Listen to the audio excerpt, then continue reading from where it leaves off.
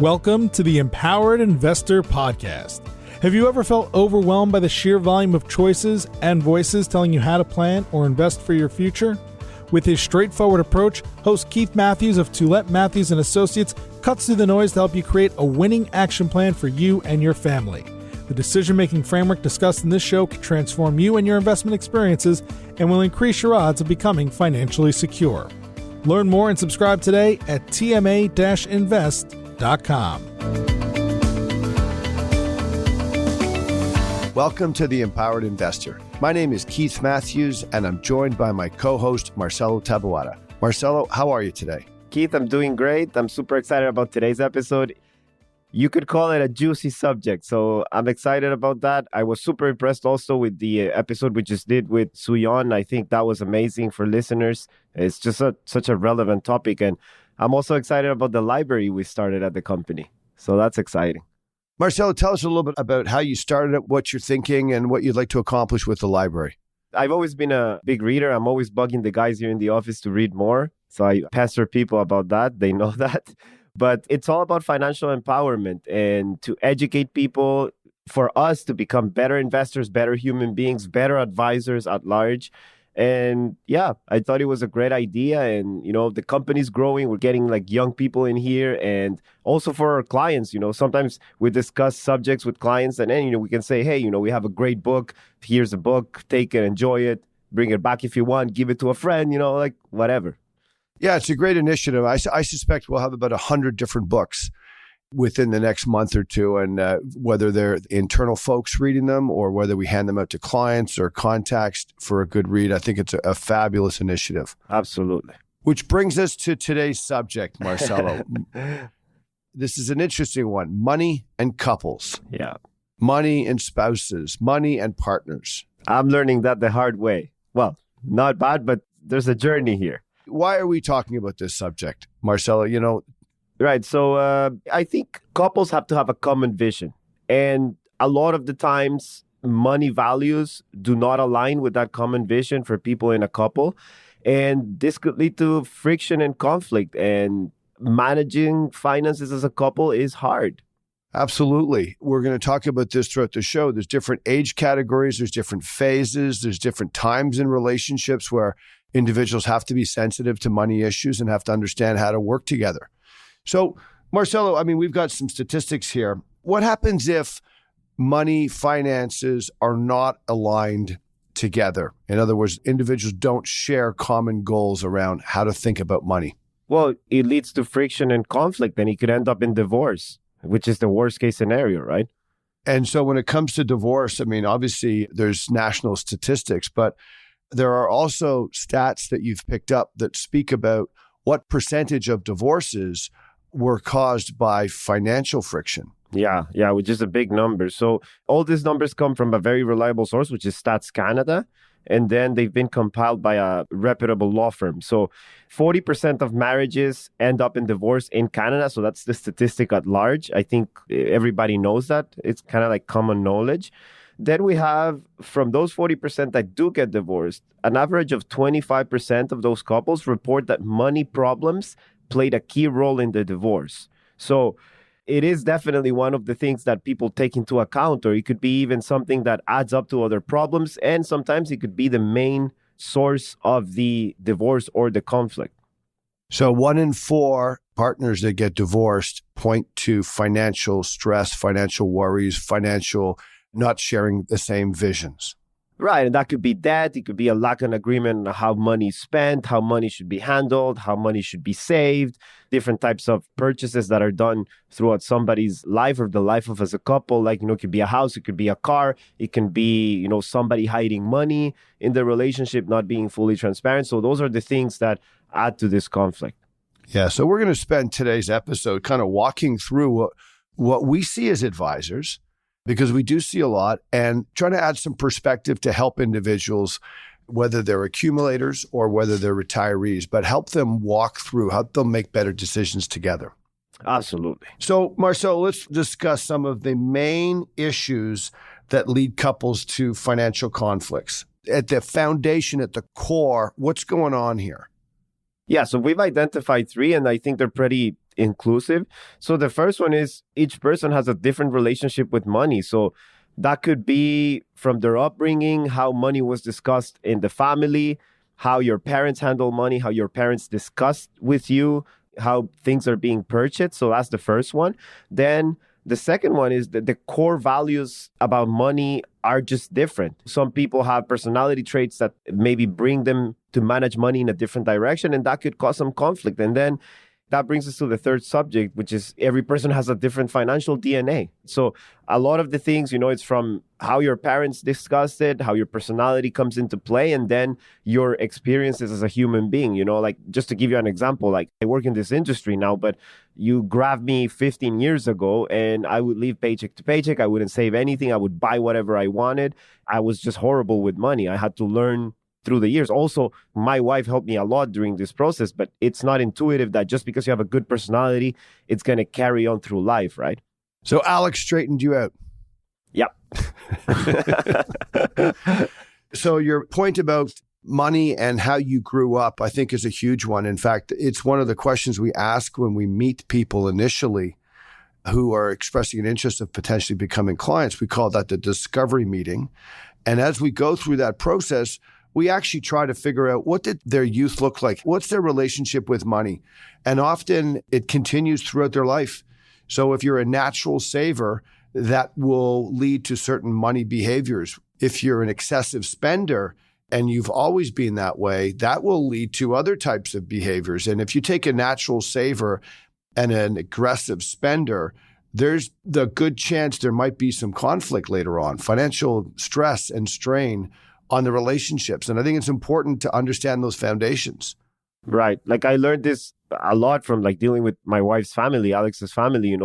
Her grandfather, they lived through World War II in Italy, coming to Canada. So it's really interesting how psychologically they view money and how is that attached to like the way they acquire resources and carry themselves when they purchase things. So it's really common to see like people who have been through the traumas of war to have like very different attitudes toward money, just to give you a very practical example. And you have other countries where they haven't been through war and like people may have a different attitude towards inflation or money or like their psychological relationship to money. Well, I'd go as far as saying, there were real issues that individuals had to deal with. You go back 80, 90 years ago and even 50, 60 years ago. In the last 30 years, however, we've seemed to have been on this sort of continual evolution of good times, relatively speaking. Now we're seeing inflation pop up. And so people are a little bit more worried about that type of an issue. But there hasn't really been any major issues. So you haven't had those major DNAs being shaped in families to the extent that they were 30, 40 years ago, to the story of your family's grandfather coming from Italy in World War II. 100%. What about you? Like, how was your upbringing with money? Well, so my family was probably always on the saving side. Again, it's a generational thing. My father comes from Australia. My mother came from a small town in Quebec, and they had to be very careful with money. So I was always brought up that way. My wife came from a background where there was perhaps a few more resources. There was other hardships that they went through, but they learned to say, it's important to enjoy life and spend a bit more money now.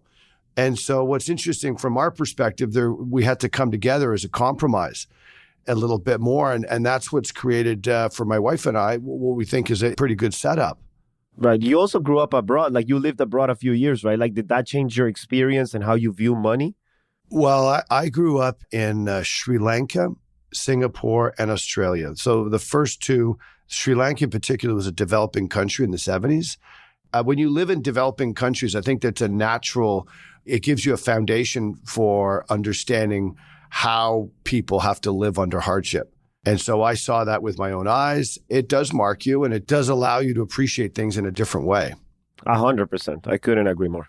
So Marcelo, let's switch gears a little bit and discuss the 4 core money value personalities. This is sort of critical to figure out where you're at sometimes with your partner, what personality they have, because it does help speak to whether it's going to be longstanding and if not, what you might need to address.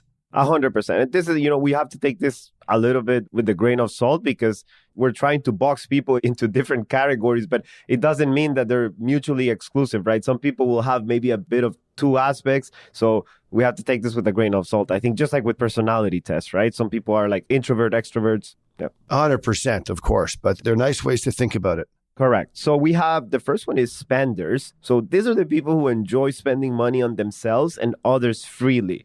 Think about the guy who goes out with friends and picks up the tab and it's just like not thinking about it. It's just like having a good time and paying for it, right? That's the first one that would be spenders. Then you have the savers. So savers believe in the importance of cutting costs and setting aside money. Think about your person who is always thinking twice about buying something and is very conscious about every single purchase. I would put them there. Then we have amassers. These are the people who like to save money, but also invest money and build wealth and like to have financial security for the long term. So they're not only saving for the sake of saving, they're saving and they're thinking about a long-term goal.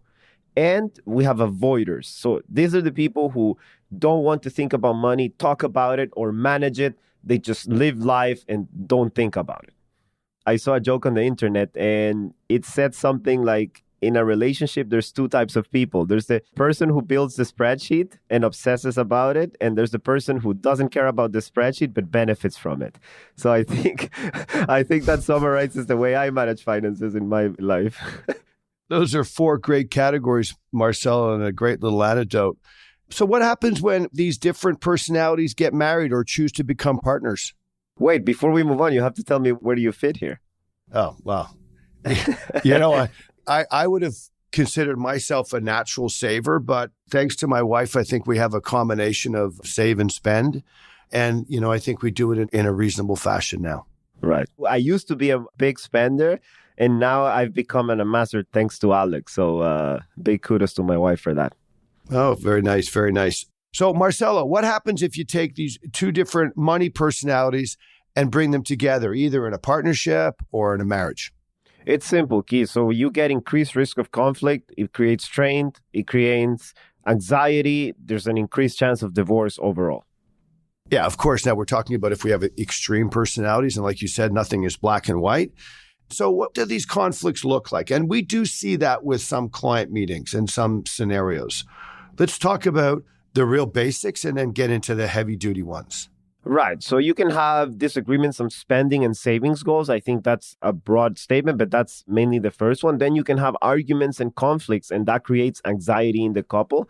And then, you have the really bad behaviors in a couple or in a relationship, which is lying about money, hiding assets, not being fully transparent. Then being unwilling altogether to discuss money, not being able to sit down and have a conversation about money. And then it's just creating a lot of anxiety and conflict, and it's just not going to be conducive to a good relationship. Yeah, I mean, I would divide them into sort of 2 categories. The first ones that you mentioned are ones that every couple, every partnership goes through, disagreements about how to spend money, how to use your resources.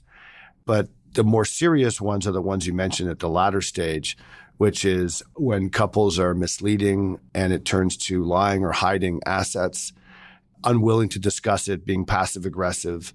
And those are issues that are more strained, but we do see it, unfortunately, in the money world. That's why we're having this discussion. So if this is so dangerous and so difficult for couples, Marcelo, how is it that we actually get there? How do people get to these spots where it's challenging? Right. So money is, first of all, it's very emotional. It's how we relate to the acquisition of resources. It's how we take care of the people we love.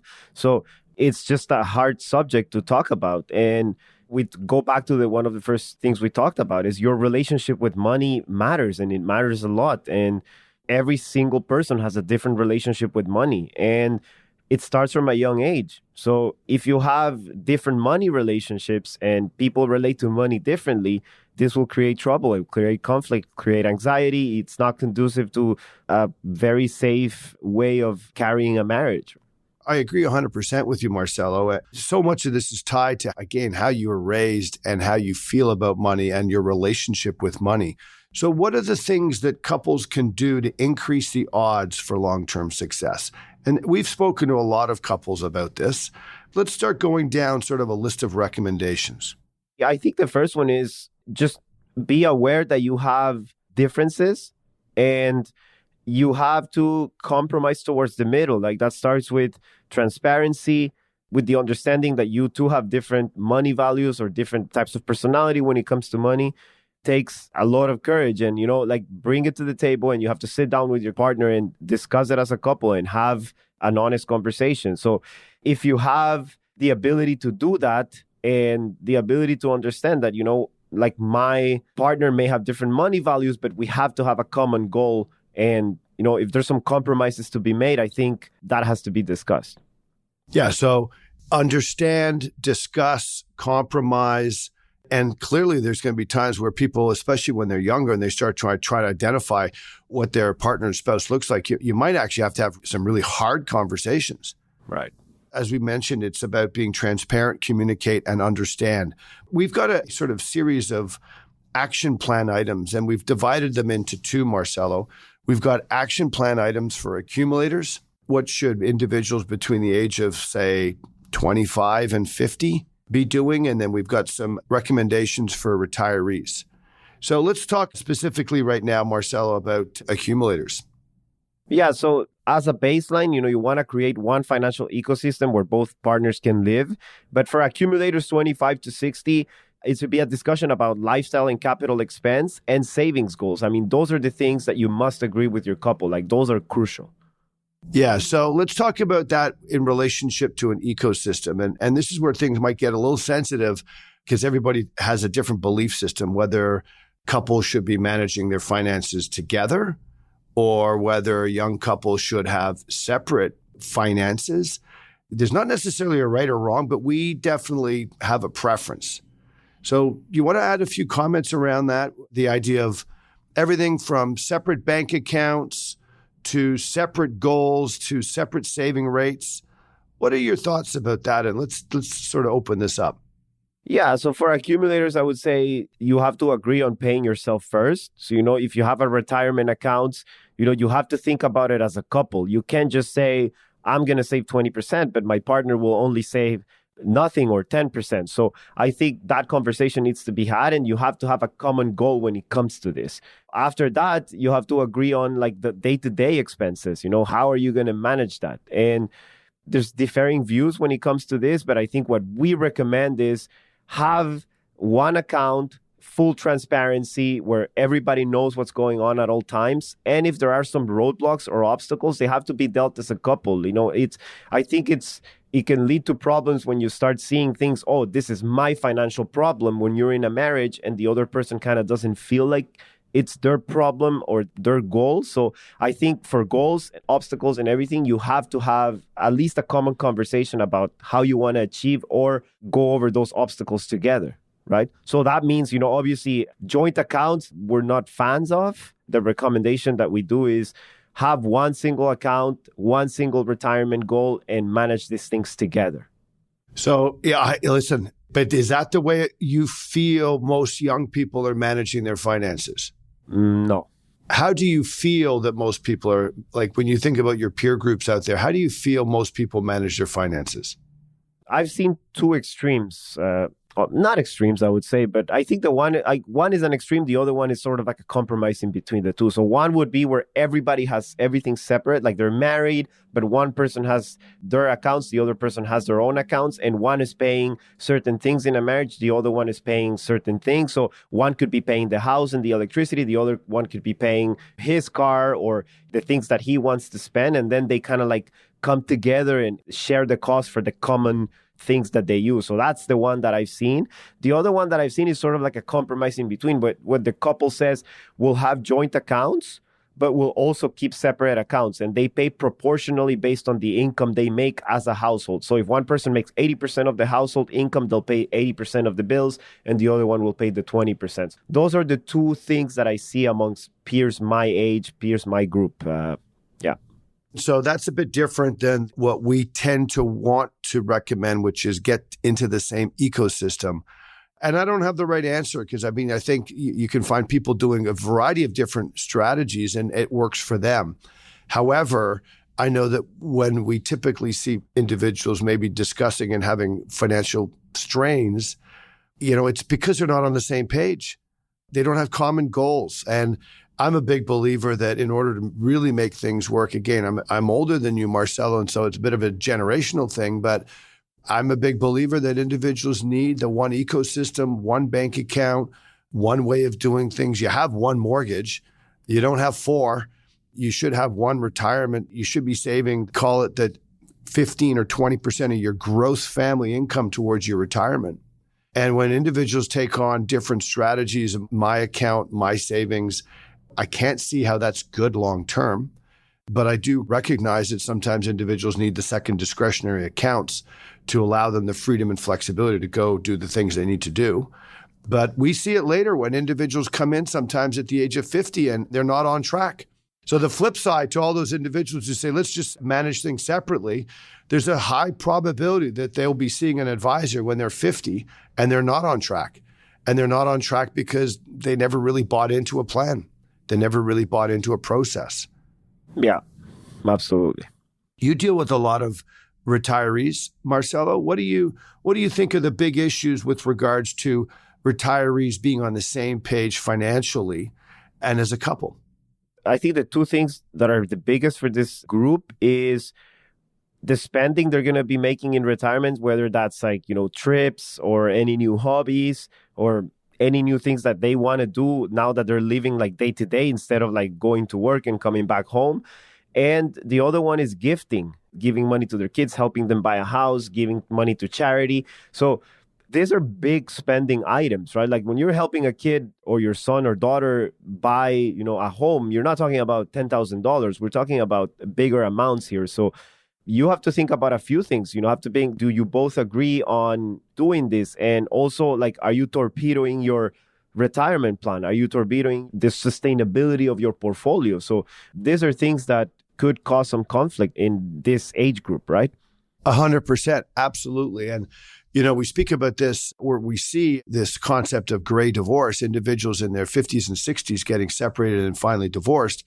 Often it's not necessarily thinking about the future and trying to plan their retirement. It's about the strains that they have experienced and possibly some of the financial strains as well.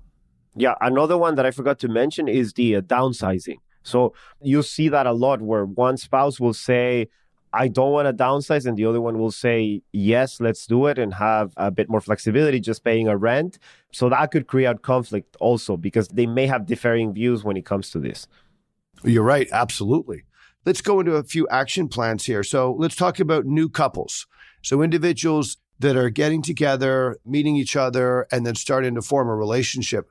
And by the way, as we know, that's not just individuals in their 20s and early 30s. That could be individuals who are 50, 55 on their second relationship, their second main, maybe marriage or partnership. And you're getting to know a new person. So what are the three strategies and recommendations that we have? So the first one is discussing what each of your finances look like. So we pulled out an article here from an author called Erin Lowry, and she calls this process getting financially naked. So pretty much just sitting down and showing everything you have. So this could be how much you earn, how much you owe, how much you spend, how much you save every month, the type of debt you have. Is it a student loan? Is it a credit card debt? Is it a line of credit? All these things have to be put on the table and discussed. That's number one. I like your analogy of getting financially naked, which is, you don't want to be figuring this stuff out 4 years in. No, definitely not. Yeah. All right. So what's the next step? Then we have discuss your financial goals together. So this is the time where you sit down and you say, okay, like, what are the goals that we're working for? What type of house do we want to live in? What type of cars do we want to drive? What type of education we have for our kids? What type of trips do we want to take as a couple? So all this like big ticket item spendings, from that to even like discussing how you're going to buy groceries and this type of things, like these are the things that need to be discussed, and you have to put a goal to them and see if they're compatible. And if they're not, you're going to have to find a compromise, right? So that's number two. Yeah, okay, that's perfect. So that's discover each other and then set your goals together. Yeah, like if one likes to go out for dinner, 5 times a week, but the other one thinks it's more prudent to go only twice, you're still getting those dinners in, but maybe there's a compromise there that needs to be made. Yeah, I mean, to me, the goals that you're setting are big goals. Like, are you buying a house? Yes or no? Making sure you're committed to the same retirement goals. Retirement is not something you start at the age of 45. You start saving for your retirement. You should be saving for your retirement in your mid-20s. Oh, yeah. It's something. Absolutely. You should be starting the process. So everybody should be on the same page. If you have major expenses that you want to do, you should be able to agree on major expenses. House, cottage, travel, kids, education for kids. These are all major things that have to be sort of, discussed. Yeah. Another big one is a lot of couples have to discuss also if there are situations where they're going to have to help family members down the line financially. Like these things need to be discussed at this point, because you bring that up later, that could put a lot of strain in a relationship and in a marriage. Yeah. So 25-year-olds to 30-year-olds may not be able to have that because it's just so far, you have to look so far in the future. But individuals who are 50, who are having second marriages and second partnerships, should easily be able to have that discussion around, are your parents financially independent? What are the implications if they're not financially independent? Are you expecting to step up and provide financial support? These are things that you don't think about, but they're worthwhile conversations to have. Absolutely. Absolutely. So that's recommendation 1, get naked. 2, understand your goals. What's the third step here? The third one is how you implement all this. So it's discuss how you will manage your finances together. So are you going to combine finances? Are you going to do a mix of both, having some personal accounts and also a joint account? Then how are you going to budget? Are you going to have spreadsheets? Something that I know some of my friends do, and like I try to do it with Alex as well, is we try to have monthly checkups where we sit down, we revise our budget, we see where we are, we see where the money's gone. And it tends to be conductive of an honest conversation about where we are in terms of like goals, money, and other things in the relationship, right? So I think step number 3 is where you actually sit down and put the plan to work and actually execute. Okay, very nice. Well, those are 3 great action items for individuals who are getting together and starting to create relationships that are extremely worthwhile. What about retirees? What are the conversations and action plan items that need to be done there? So we talked about, the big spending items like retirement visions could be, we're going to travel the world and all this, like estate planning, gifting. Are you giving to your children? Are you giving to charity? So this is where you actually have to meet with your advisor or your financial planner or your lawyer, whatever it is, and just put those things in paper and actually have a plan to execute them. So that's the one thing we'll recommend. I mean, don't leave this for down the line where you retire in 5 years, right? Because that may be too late. So it's good to put that in paper and have an action plan. Yeah, and I think it's good to start the conversation. So I'm right in that sort of category at 58 years old, where my wife and I should be and are trying to figure out things like, okay, what does retirement look like? What does the next 5, 10, 15 years look like? That whole generation has to understand what are the major expenses you might want to do. Are you both on the same page? Do you both want to travel? Do you both want to, and if it doesn't occur and doesn't get discussed, then you might have some strains a little bit later. So I think it's definitely worthwhile having those conversations. Yeah, and I think it opens the door also for having family discussions, because you could have a situation where clients have 3 kids and not all 3 kids have the same earning capability. Some of them may need more help, and that could create some tension between them and the parents. So it opens the door for an honest conversation with the 3 kids and the parents to have a plan on how they're going to help each other in that situation. So one doesn't feel like a bit left out or creates conflict in the family, because you don't want that, right? You want those last years of your life to be harmonious and being able to have family barbecues and enjoy that quality family time, right? You're absolutely right, Marcelo. In fact, there's a few things that we've started to do in the last few years, which is having family meetings with more senior individuals with their adult kids, like what money looks like. And the husband and wife have to be on the same page about what needs to be disclosed, how you want to disclose it, how you want to have the meeting. And I think that's another really good point. I also just to end here, what I've seen personally with people who have plans and discuss these things create a lot of anxiety. But you see that when you put the plan in paper and you really have a goal and everything is set up with clear rules and boundaries, it removes that anxiety because you go on with your life thinking, oh, I have confidence that I have a plan. And like that adds a lot of peace of mind, especially in those like last few years where you should be enjoying the fruits of your labor, right? 100%. Listen, Marcelo, we're going to wrap up now. One thing I would say is I don't want to give the listeners the impression that we're marriage counselors because we're not. It's not what we do for a living, but what we do is we see and work with individuals with money, and we know that there are some strains out there. And we know that there's ways to remedy this and make it work better. So Marcelo, with that, what are your takeaways for today's show? My takeaway is communication. You got to be able to communicate what you want, what your goals are, and you have to be able to compromise. Because if you can communicate and you can compromise, I think those are two very basic ingredients for a very healthy relationship. I think that's an outstanding takeaway and an outstanding recommendation. The only thing I would add to that is, in addition to communicate, make sure that you're buying into plans that work. There's got to be the sort of the right savings plans or the right spending plan. One person can't be completely out to lunch and think that that's okay. 100%. So I think if you add that communication with decent objectives and decent goals, I think you have a winning formula. 100%. So listen, Marcelo, thank you so much for today's show. It was an interesting one, very apropos because everybody has to deal with this. Yeah, you can't avoid it. So thank you so much. And to our listeners, thank you for listening and have yourself a wonderful week. Goodbye. You've been listening to the Empowered Investor Podcast, hosted by Keith Matthews. Please visit tma-invest.com to subscribe to this podcast, learn more about how his firm helps Canadian investors, or to request a complimentary copy of The Empowered Investor. Investments and investing strategies should be evaluated based on your own objectives. Listeners of this podcast should use their best judgment and consult a financial expert prior to making any investment decisions based on the information found in this podcast.